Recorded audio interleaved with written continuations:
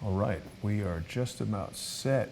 We will be live. Okay, here we are, 8 p.m., and we are live with what promises to be a historic information drop. Larry, thank you so much for joining Michael and I on this episode of More Paine.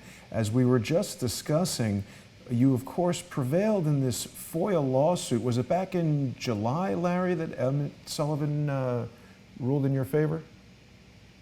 Approximately, Jason, and I think you may have been there during one of the hearings that we had. But yes, I mean, he ruled that all the documents, communications between Robert Mueller's office, the FBI, the Justice Department, and the media had to be produced by September 4th. And we know right before that, just a few days, as I predicted, I mean, I've seen this too many times in my 41 years of being a lawyer, the Justice Department, FBI Special Counsel come back through their flunky Justice Department lawyer in the Federal Programs Branch. They send these young guys out to take the fall for them, saying there was a computer glitch and they couldn't produce all of them and weren't sure when. I then asked Judge Sullivan, who's a very fair man, he's a Clinton appointee, but he's one of the few probably in this country who is not political. I asked him if he would have an evidentiary hearing with records custodians and experts at the Office of Special Counsel, Justice Department, FBI to get into this computer glitch, if this is for real or if this is make-believe. And of course, they objected to that, and the judge is giving them more time to explain what happened. They have to explain by the 28th of September. But in the meantime, we did get some records, and they're revealing more for what they don't contain than for what they contain. So there's games being played, not surprisingly, by the Office of Special Counsel, by the FBI, and by the Justice Department, which, as everybody can confirm these days, has become a cesspool of corruption. Absolutely. I'm a little concerned that there might be games being played with our live stream here. I'm just verifying that we are live, and I'm seeing black for some reason.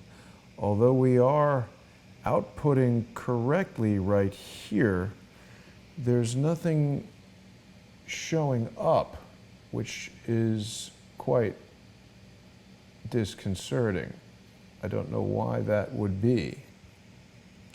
Are you able to see my picture? I see you guys, but we are not seeing. It doesn't look like our Patreon viewers are seeing it. Let me make sure everything is. Yeah, my Patreon's black, I think. I don't understand why that is. That's not what is supposed to be happening. Let's see if we can adjust that. Well, you all advertised that we were going to have this show. Maybe there's skullduggery afoot.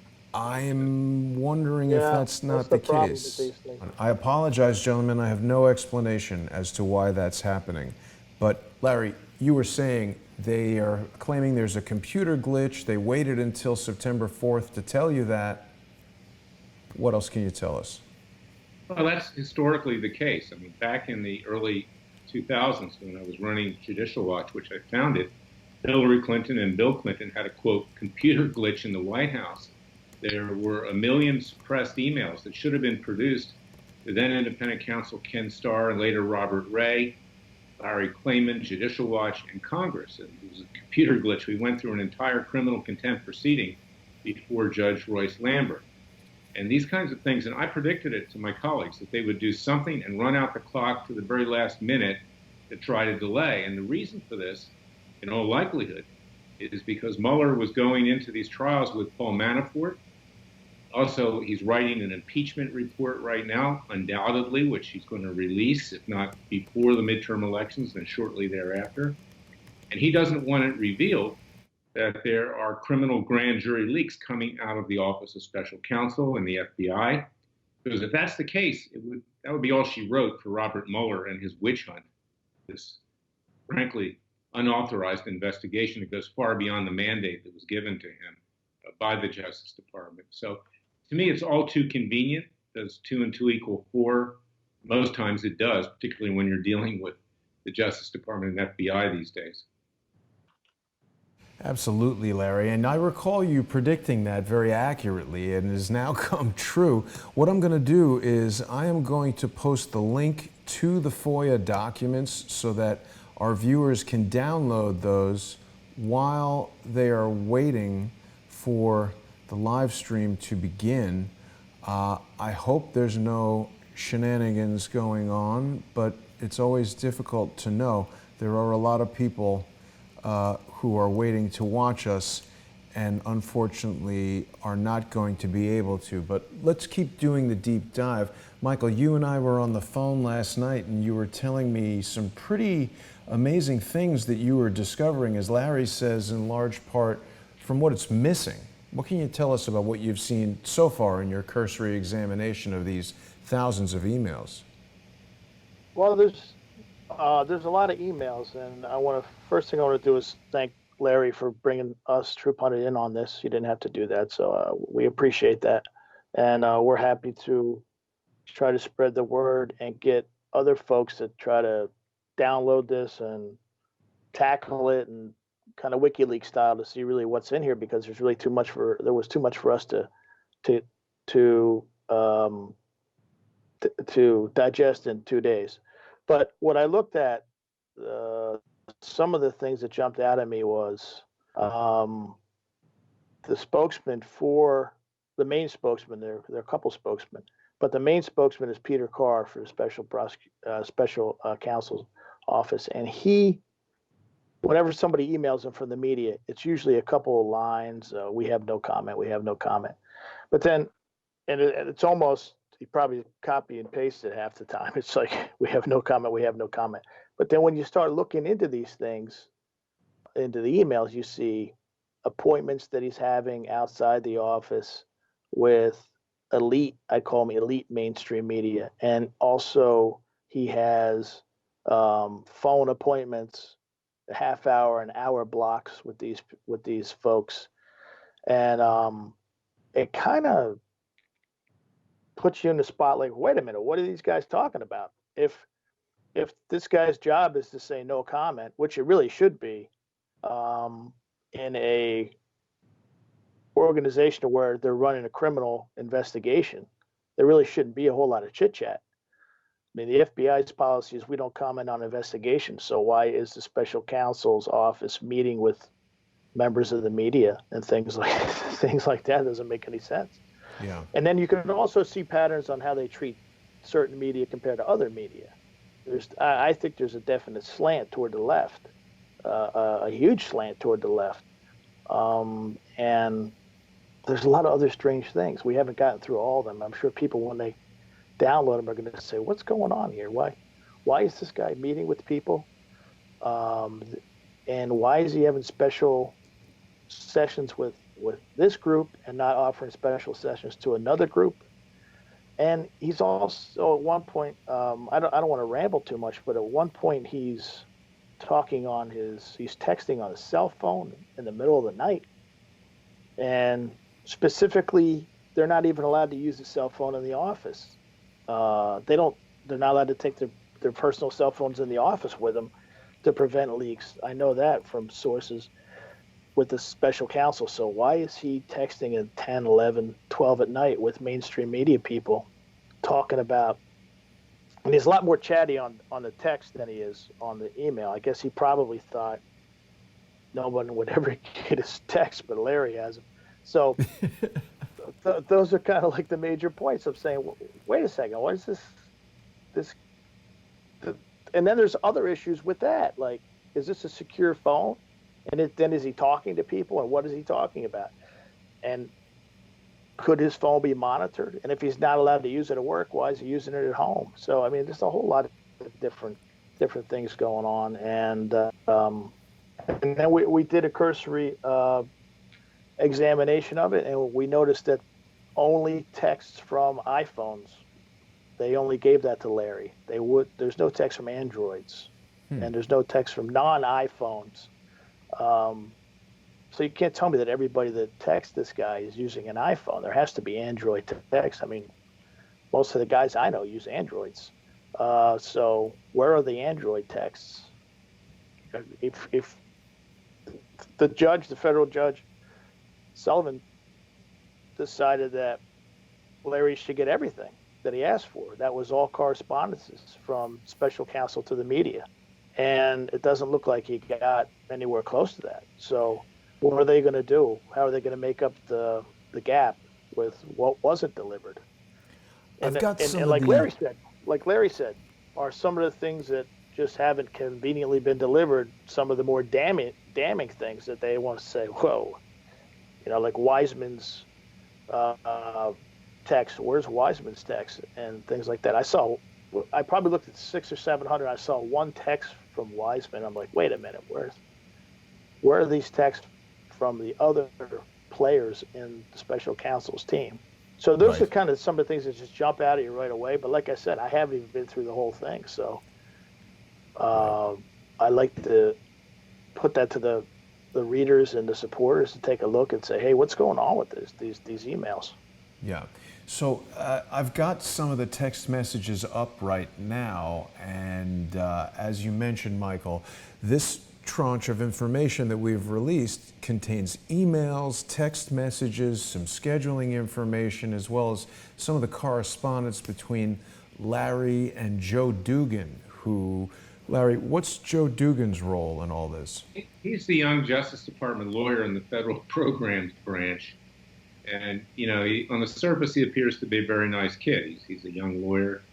And that's what they do over in the Federal Programs Branch, which, excuse the French, are paid liars on behalf of their clients. I've been dealing with them now for decades. I mean, they just come forward, they put forward, lies by the agencies, and then they claim they don't know anything one way or the other, so they shouldn't be held accountable. And Joe Dugan is the one who is putting forth this, what I think is an obstruction of justice on behalf of the Office of Special Counsel, the FBI, and the Justice Department, that they have this so-called computer glitch. Like, I know nothing. I'm just the emissary here. That's Joe Dugan. Nice kid, but I think he's being used by the department to do its dirty work. So he was the guy that was there on behalf of the Special Counsel's Office at Emmett Sullivan's hearing when you and I were there when this ruling first came down, right? That's right. He's the Justice Department lawyer in the Federal Programs Branch, which, not coincidentally, by the way, was severely sanctioned by Judge Andrew Paine in the case that challenged the legality of Obama's $5 million illegal alien amnesty scam, which was shot down by that judge in the Fifth Circuit and then the Supreme Court. Judge Haynen found that, in fact, the Federal Programs Branch lawyers in there had lied to him, and he sanctioned them. He should have sanctioned them much more seriously than he did. He told them they had to take courses on ethics. But this group over there, really, they do the dirty work for their clients. Now, I'm showing right now an email message. As Michael pointed out, it's an iMessage, so it's coming from an iPhone or an iPad. We've got a redaction here. He says, thanks, and it's redacted, but we'll look at the email when I get home. So obviously this is one of the reporters, Mike Levine, who is in direct communication. So it's almost like they've got this SC address, a special counsel. It's with the New York Times. New York Times. So this is sort of like the special counsel email address is conceivably the official channel, and then these direct personal text messages are kind of like a back channel. So it's interesting to see that these guys are so cozy. He's telling Peter that he wanted to give him a heads up that Pierre is going to be doing a story for Good Morning America about the special counsel's budget. Why is this guy from the New York Times telling someone in the special counsel's office about what's happening on Good Morning America? Is he giving him some kind of insider information or something like that?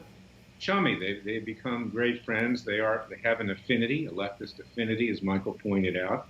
And you'll find emails in what was produced, and there should have been at least 10,000, but we only got about 3,000 pages of documents.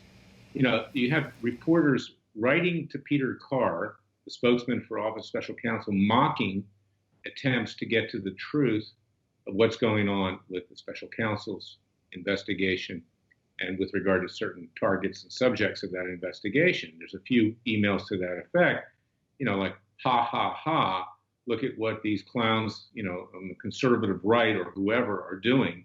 we're part of this giant leftist club, and these people are just fools. That's the way they would view Michael and me and you and others. And that's the attitude. Yeah, and that's pretty much par for the course these days, I would say, Larry. So in terms of other cases that you've done and the nature of this information, where does this rank in terms of, I feel like we're getting a look into the operation of this special counsel's office that's sort of unprecedented. Yeah, this is a first step. You're right, Jason. It is unprecedented. No one has done it so far except Freedom Watch. And one thing leads to the next. These give us leads of where to look. We can talk to some of these people that are out there that have been communicating with the Office of Special Counsel. There's a few even at Fox News that show up in here. In Heritage, for instance.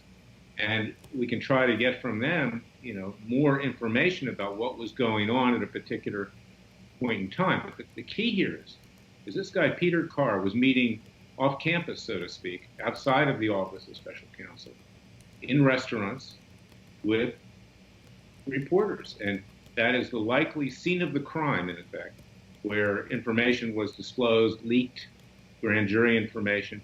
But also, as Michael pointed out, where are the other prosecutors in the office, 17 plus? Don't tell me they didn't use email. Don't tell me that reporters weren't trying to contact them directly, either on official email accounts or their own personal email accounts. And by the way, where are the personal email accounts that may have been used for government business? So this opens up a lot of issues that we're going to have to pursue with Judge Emmett Sullivan. And it's like chopping a tree. But we want to do it quickly because my goal here is to knock Mueller out as soon as possible before he does a real number on the president with a vicious impeachment report that's going to grind this nation to a halt, coupled with what's going on with Judge Kavanaugh right now and the way that's going to be demagogued, with female electorate. Right. Makes it even more likely that the Democrats are going to take control of maybe even both houses